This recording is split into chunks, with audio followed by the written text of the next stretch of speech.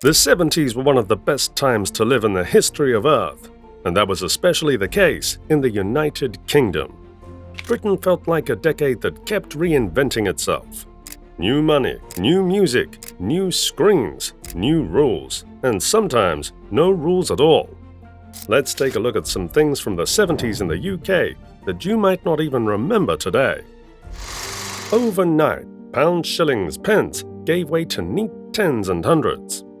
Shops stuck conversion charts in windows, schools drilled kids on new pence, and grandparents muttered about half-crowns. Till drawers held strange coins, signs carried dual prices, and everyone counted twice just to be sure. Within months it felt normal, but that first week was pure arithmetic whiplash. Before punk and new wave crashed in, glam lit the stage. Platform boots, glitter lids, crunching riffs. Slade led chants, T-Rex purred hooks, Sweet strutted under TV lights. For a couple of years, Britain stomped in time, big choruses, bigger sleeves, eyeliner for days. Then the look faded, but those choruses still detonate at first play. Bunting across terraced streets, trestle tables wobbling under sausage rolls, kids with paper crowns, commemorative mugs, Union flags in every window, and a TV audience glued to the procession. It felt national and neighborly at once. Bake something, bring a chair, meet 3 doors down. For a day, the whole road became one long table. Wallpaper with dizzy geometric swirls, shag carpets swallowing your shoes, teak veneer everything. Kitchens glowed, harvest gold, bathrooms boasted avocado sweets, and lamps wore pleated shades. Somehow it looked modern, even chic. Today, it reads like a time capsule. Warm, slightly hazy, and unashamedly patterned. Open a 1970s photo album, and the colors hit first. A sleepy shop, a saggy cloth cat. When his eyes opened, the toys woke. When he yawned, Britain did too. Bagpuss moved slowly on purpose. Tea-time television built for calm. Emily's mended things. Professor Yaffle tutted. The mice sang. Soft storytelling, soft focus, soft endings. You didn't watch for twists, you watched to wind down. 2 white bats, a square ball, and those perfect bleeps. Families argued over who got first serve, adjusted the TV dial when the picture ghosted, then played another round anyway. Compared to modern games, it's simple. Compared to 1970s evenings, it felt futuristic. Hours vanished into a rally that never needed more than a line and a dot. After the Beatles split and before punk snarled, 4 Swedes arrived with laser-guided melodies. Waterloo planted the flag. The run that followed turned car radios into sing-alongs. Harmonies stacked like polished glass. Outfits sequined for Saturday night TV. Hooks engineered to live in your head. It wasn't just hits, it was a soundtrack for family living rooms. Bedroom walls became battlegrounds. Donnie's smile, Roller's tartan, David Cassidy's mop, the Jacksons' poster poses. Magazines ran quizzes, fan clubs posted badges. School corridors settled loyalties by lunch. You didn't need to explain your team.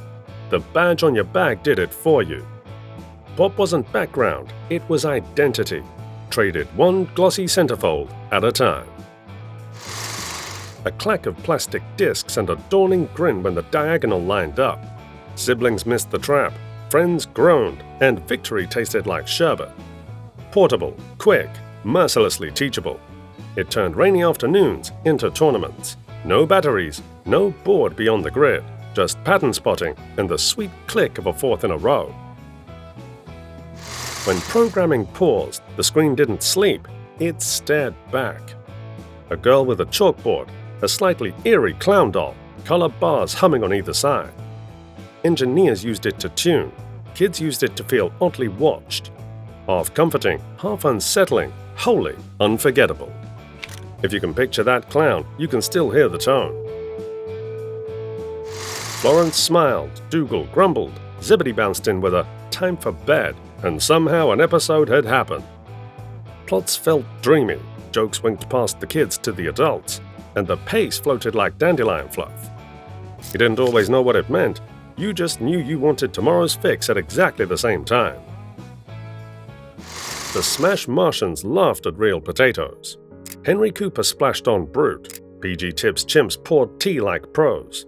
The secret lemonade drinker crept to the fridge at midnight. Catchphrases leapt from the telly into the playground by morning. Before ad skipping, commercials were mini shows, and Britain learned the scripts by heart. The Green Cross Code Man taught crossings. Charlie Says meowed caution from the kitchen floor. Then came the darker ones, silent quarries, electric pylons, the spirit of dark and lonely water whispering doom. They worked. Children remembered, avoided shortcuts, eyed canals with respect. Safety messaging didn't sugarcoat, it reached straight for the spine. Weeks of heat, hosepipe bans, standpipes in the street, and roads soft enough to leave a thumbprint. Ice cream vans ruled, sleepless nights multiplied, and every park browned to straw. It wasn't just nice weather, it was a season that stamped itself on memory. Britain still compares every hot spell to that unblinking summer.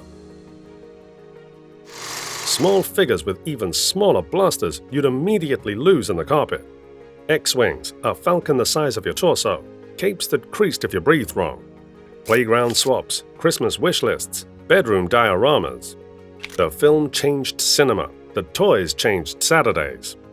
You didn't collect plastic, you collected the universe, one blister pack at a time.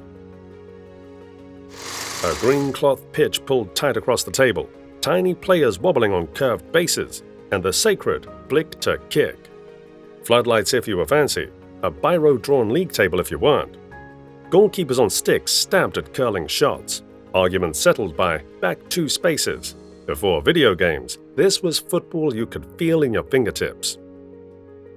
From Wimbledon Common to Top of the Pops, Orinoco, Tobermory, and Uncle Bulgaria tidied litter on TV, and thanks to Mike Batt, took over the airwaves. Novelty? Sure, but the songs were sticky, the costumes unforgettable, and 1974 turned into a very Womble year. You didn't just watch them, you sang them, bought them, and marched tidy with them. Comb in the back pocket, hairspray in the air, and school discos running on summer nights. T-bird swagger, pink lady scarves, and a belief that sixth form might secretly have a bleacher section. It didn't, but the soundtrack owned radios, parties, and fancy dress boxes for years. For one long summer, Britain thought in hand jive. Do you remember the 70s? What is your fondest memory of the time? Let us know in the comments down below, and don't forget to like and subscribe.